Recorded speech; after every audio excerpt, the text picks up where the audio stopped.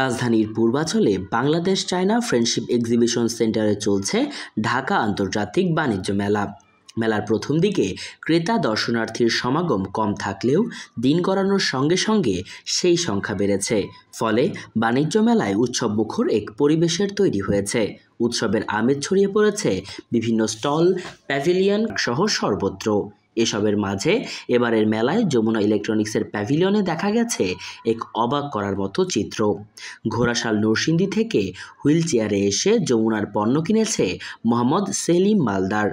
সশরীরে এসে কেন যমুনার পণ্য কিনলেন জানতে চাইলে তিনি বলেন, ঘোড়াশাল থেকে আসছি, একটা টিভি কিনেছি আর একটা ফ্রিজ নিচ্ছি 300 লিটারের। নেক্সট 2-4 দিনের ভিতরে 2টা ফ্রিজ এসিও নেব। যমুনার পণ্য আমি শুনছি অনেক ভালো, কোয়ালিটি ভালো। আমার পাশাপাশি আমার অন্যান্য ফ্যামিলিরা ইউজ করতেছে, তো দেখলাম ভালো, অনেক দিন ধরে ইউজ করতেছে, এই জন্য নিলাম 2টা জিনিস আজকে। আমার নিজের চয়েস আমি নিলাম। সরাসরি আসার একমাত্র কারণ আমি দেখে শুনে নিলাম।